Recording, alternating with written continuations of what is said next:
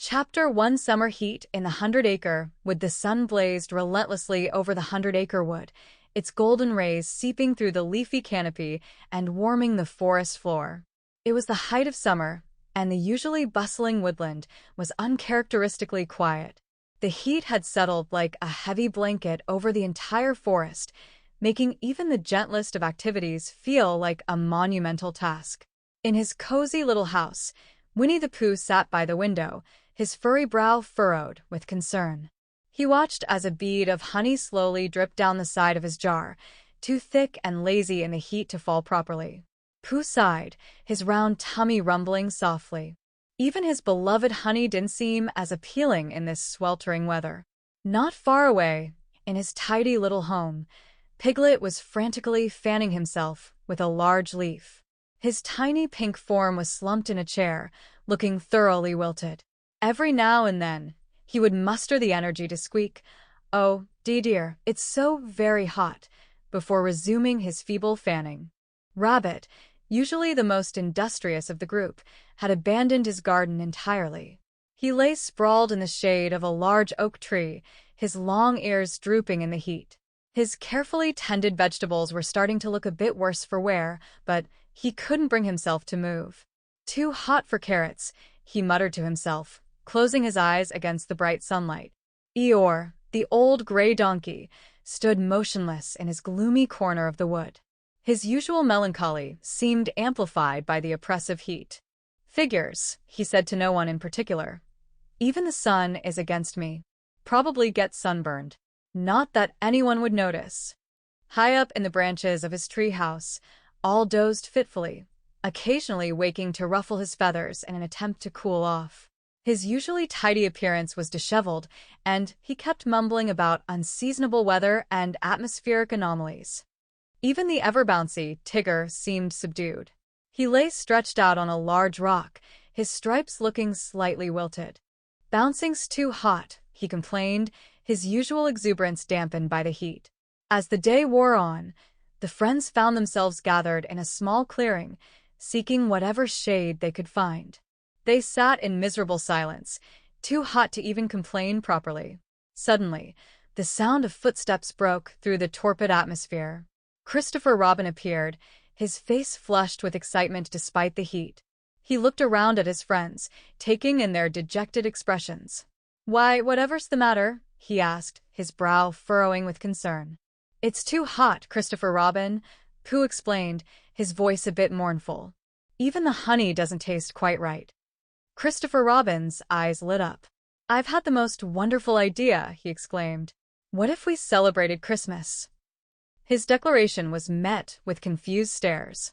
"But Christopher Robin," Piglet ventured timidly, "isn't Christmas in the winter?"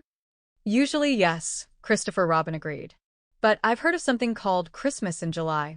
It's when people celebrate Christmas during the summer to bring a bit of winter cheer to the hot months." The idea hung in the air for a moment as the friends considered it. Slowly, eyes began to brighten and postures straightened. "Christmas?" Pooh said, a note of wonder in his voice. "With presents and decorations and special treats?" Christopher Robin nodded enthusiastically. "And cool drinks and stories about snow, and everything that makes us think of cooler days." The excitement was now unmistakable. Even Eeyore's ears perked up slightly.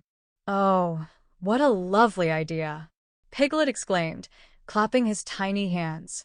"Hoo-hoo, that sounds splendid." Owl chimed in, suddenly wide awake. "Christmas in July," Tigger shouted, bouncing a little despite the heat. "That's what Tiggers like best." As Christopher Robin began to explain his plan in more detail, a cool breeze suddenly whispered through the clearing, as if nature itself approved of the idea. The friends huddled closer, their spirits lifting as they started to plan their unusual celebration. The summer heat might have been stifling, but in the 100 Acre Wood, a spark of Christmas magic had just been kindled, heralding cooler days and joyful memories to come. Chapter 2 preparations begin the next morning. A tangible excitement hummed throughout the 100 Acre Wood. The sun still shone brightly, but the promise of a Christmas celebration had injected new energy into Pooh and his friends.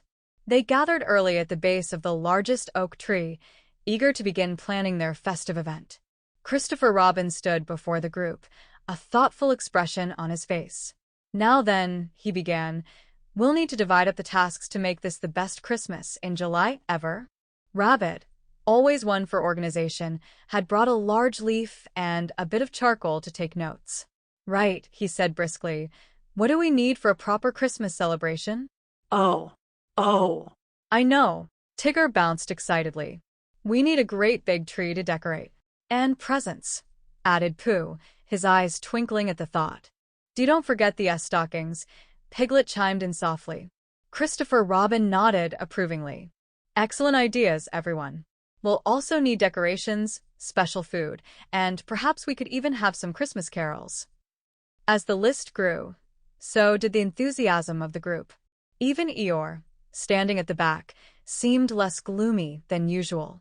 "Now," continued Christopher Robin, "let's see who can take charge of each task." Rabbit's ears perked up. "I can handle the food preparations," he volunteered. "I have some lovely carrots that would make a fine Christmas cake." ooh. "Can I help with the decorations?" Tigger asked, bouncing higher with each word. "I'm sure I can bounce up high and hang things where no one else can reach." "That's a wonderful idea, Tigger," Christopher Robin agreed. "Perhaps Al can work with you on that? His knowledge of color coordination might be helpful."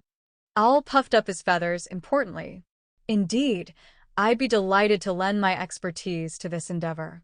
I recall a particularly striking decoration scheme from the Christmas of '92, or was it '93?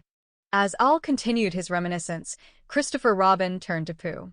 "Pooh Bear, would you and Piglet like to be in charge of finding our Christmas tree?" Pooh's face lit up. "Oh, yes. Piglet and I know just the spot where we might find the perfect tree. Don't we, Piglet?" Piglet nodded enthusiastically, though he looked a bit nervous at the prospect of such a big responsibility.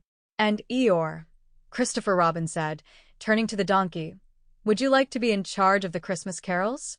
Your deep voice would be perfect for it." Eeyore blinked in surprise. "Me?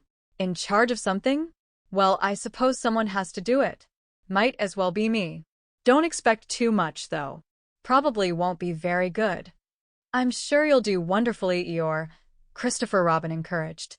"Now, does everyone understand their tasks?" A chorus of agreement rose from the group, mixed with excited chatter about their plans. "Excellent." Christopher Robin clapped his hands. "Let's all meet back here in 3 days to see how we're progressing. That should give us enough time to get started on our tasks." As the friends dispersed, each headed off with a spring in their step, eager to begin their assigned duties. Rabbit scurried off to his garden, muttering about ingredients and recipes. Tigger bounced away with Owl fluttering behind, discussing color schemes and the logistics of hanging decorations from treetops. Pooh and Piglet set off hand in hand towards the denser part of the forest, debating the merits of different types of trees. Even Eeyore trotted off with slightly more purpose than usual, humming tunelessly to himself as he tried to remember Christmas songs. Christopher Robin watched them go, a warm smile on his face. The summer heat still hung in the air, but it seemed less oppressive now. The woodland was alive with purpose and anticipation, the usual peaceful quiet replaced by a hum of activity. As he turned to head home and start on his own preparations, Christopher Robin couldn't help but feel that this Christmas in July was already working its magic. The mere act of planning and working together had lifted everyone's spirits, creating a sense of joy and camaraderie that was usually reserved for the actual holiday season. The next few days promised to be filled with laughter, creativity, and perhaps a few mishaps, but that, after all, was part of the charm of any celebration in the 100 Acre Wood.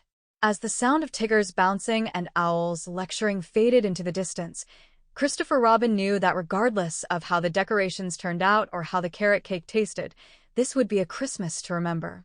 Chapter 3: Decorating the Summer Christmas Tree. The day of decorating arrived, bringing with it a gentle breeze that offered a slight respite from the summer heat. Pooh and Piglet had successfully located a perfect tree, a young, bushy pine that stood in a small clearing not far from the center of the 100 Acre Wood. The friends gathered around it, their arms full of the unique decorations they had collected over the past few days. Christopher Robin surveyed the eclectic assortment with delight. "What wonderful ornaments you've all found," he exclaimed. "This is going to be the most special Christmas tree ever." Pooh stepped forward first, his paws carefully cradling a collection of empty honeycomb pieces. "I thought these might look nice on the tree," he said, his eyes twinkling. "They remind me of snowflakes, but much sweeter." "Oh, Pooh, that's a lovely idea." Piglet squeaked, clapping his tiny hands. "And look what I've brought." He held up a basket filled with delicate wildflowers in various shades of pink, purple, and white. "I thought we could weave them into garlands." Rabbit hopped forward next, his arms laden with bright red and yellow ribbons. "I found these in my cupboard," he explained. "They're usually for my prize vegetable competitions, but I think they'll look splendid on the tree." Tigger bounced excitedly, nearly dropping his contribution in the process. Look, look, he cried. "I found these in the stream." In his paws were an assortment of smooth, colorful pebbles, each one gleaming in the sunlight. All fluttered down from a nearby branch, carrying a string of intricately folded paper creatures. "I've created a series of origami animals," he announced proudly. "Each one represents a different species found in our wood. Observe the attention to detail on this paper dormouse." Before Owl could launch into a lengthy explanation, Eeyore plodded forward. Balanced precariously on his back was a collection of large seashells. "Found these in my thistle patch," he said gloomily. "Don't know how they got there. Probably won't look any good on the tree. But here they are anyway." Christopher Robin smiled warmly at everyone. "These are just right. Let's get started with the decorating." What followed was a flurry of activity unlike anything the 100 Acre Wood had seen before. Pooh carefully hung his honeycomb pieces on the lower branches, their golden hue catching the sunlight and casting warm reflections. Piglet, with help from Christopher Robin, wove his flowers into delicate garlands, which they then draped around the tree in graceful arcs. Rabbit, ever the perfectionist, meticulously tied his ribbons into elaborate bows, placing them strategically to ensure an even distribution of color. Tigger, in his enthusiasm, initially tried to bounce the pebbles onto the branches, but after a few near misses, he allowed Christopher Robin to help him thread the stones onto strings to hang properly. Owl's origami creations proved to be a challenge to hang, as the slightest breeze threatened to carry them away. Eventually, they found homes nestled deep within the branches, peeking out like woodland creatures hiding in a real forest. Eeyore's seashells, despite his pessimistic prediction, turned out to be a highlight of the tree. Their pearlescent surfaces caught the light beautifully, adding an unexpected shimmer to the overall effect. Christopher Robin helped secure them with extra ribbon, ensuring they wouldn't fall off.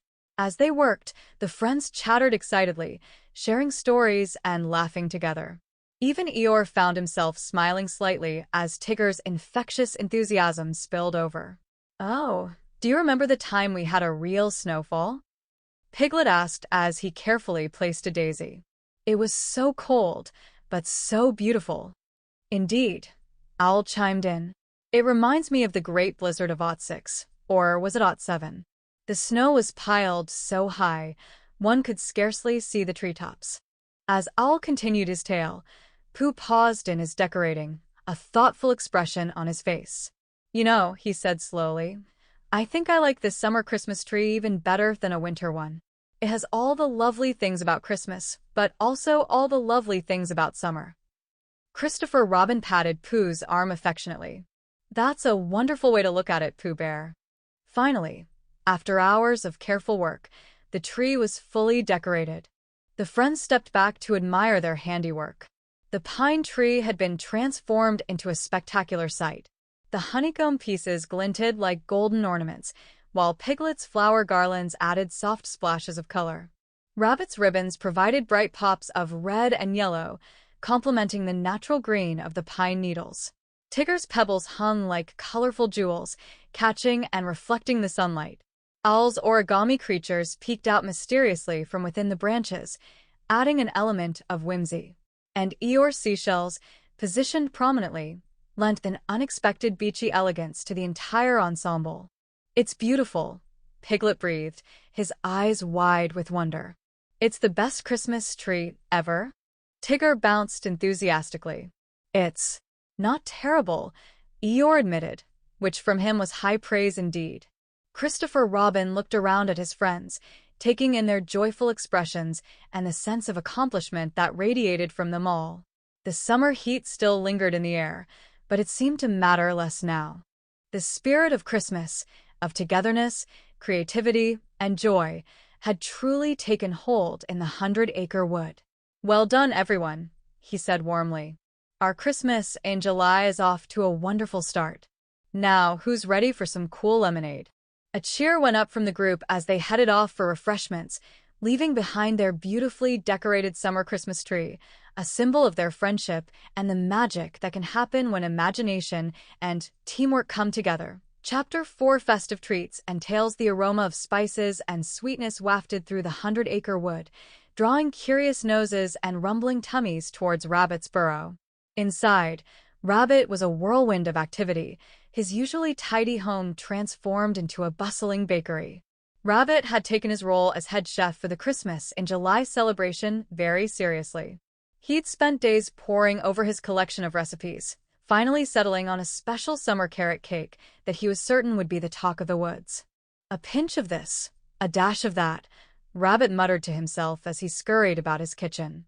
His countertops were covered in an array of ingredients: plump carrots from his garden, fragrant spices, and jars of honey. As Rabbit mixed and stirred, he heard a timid knock at his door. "Come in," he called out, not pausing in his work. Piglet poked his head in, his eyes widening at the sight of the culinary chaos. "Oh my," he squeaked. "See, can I help, Rabbit?" Rabbit paused, considering. He usually preferred to work alone, but the task was sizable, and Piglet's offer was genuine. "Well," he said slowly, "I suppose you could grate some carrots." Piglet beamed, happy to be useful. He set to work, his tiny paws carefully guiding the carrots across the grater. As the morning wore on, more friends dropped by, each finding a way to contribute. Pooh arrived, ostensibly to check on his donated honey, but ended up being put in charge of stirring the batter. Tigger bounced in, nearly upsetting a bowl of flour, but his boundless energy was put to good use beating eggs to a frothy perfection. Even Eeyore plodded in, drawn by the commotion. "Probably won't taste very good," he commented gloomily, but stayed to help anyway, his tail proving unexpectedly useful for swatting away flies from the ingredients. By early afternoon, the cake was finally ready for baking. As Rabbit carefully slid it into the oven, a hush fell over the group. They gathered around, watching through the small oven window as the batter slowly began to rise. "Now," Rabbit said, wiping his paws on his apron, "we just have to wait. And no opening the oven door, no matter how good it smells." As the cake baked, filling the burrow with its tantalizing aroma, the friends decided to pass the time by sharing stories. They moved to Rabbit's cozy sitting room, settling into comfortable spots. Just then, there was a flutter of wings, and Owl arrived, looking rather pleased with himself. "I say," he announced, "I've been doing some research on Christmas traditions from around the world. Would you care to hear about them?" The friends nodded eagerly, always ready for one of Owl's tales. Owl puffed up importantly and began. "Did you know that in Australia, Christmas actually occurs during their summer? They often celebrate with beach picnics and barbecues." "A beach Christmas?" Piglet marveled. "How lovely." Encouraged, Owl continued. "In Japan, it's a custom to eat fried chicken on Christmas Day. And in Venezuela, people roller skate to early morning Christmas services." "Roller skating?" Tigger bounced excitedly. "That sounds like my kind of Christmas." As all shared more stories, the friends listened in wonder, their imaginations painting pictures of Christmases so different from what they knew, yet still filled with the same joy and togetherness. "In Sweden," Owl went on, "they celebrate with a Yule goat made of straw. And in Ukraine, they decorate their trees with spider web ornaments." "Spider webs?" Piglet shuddered slightly. "Oh, dear. Now, in England," Owl began, but was interrupted by a loud ding from the kitchen. "The cake!" Rabbit exclaimed, leaping to his feet. They all rushed to the kitchen, where Rabbit carefully extracted the cake from the oven. It was a sight to behold, golden brown, perfectly risen, with a heavenly aroma that made everyone's mouths water. Rabbit beamed with pride as he set it on the counter to cool. "It looks wonderful, Rabbit," Christopher Robin said, having arrived just in time to see the grand unveiling. As they waited for the cake to cool enough for frosting, Owl resumed his tales, regaling them with stories of Sinterklaas in the Netherlands, the Yule Lads in Iceland, and the legend of La Befana in Italy. Finally, the cake was ready for its finishing touches.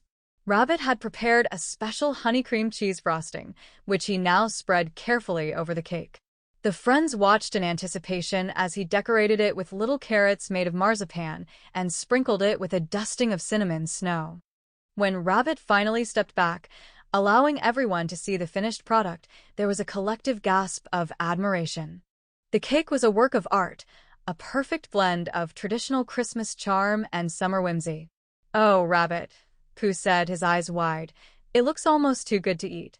"Almost," he added quickly, his tummy giving an audible rumble. They carefully transported the cake to the decorated pine tree, where a small table had been set up for their feast. As they all gathered around, admiring both the twinkling tree and the beautiful cake, there was a sense of accomplishment and joy that filled the air.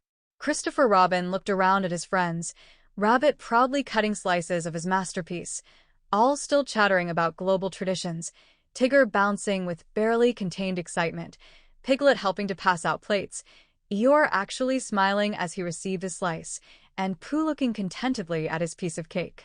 In that moment, despite the summer heat and the unconventional timing, the spirit of Christmas felt very real and present in the 100-acre wood.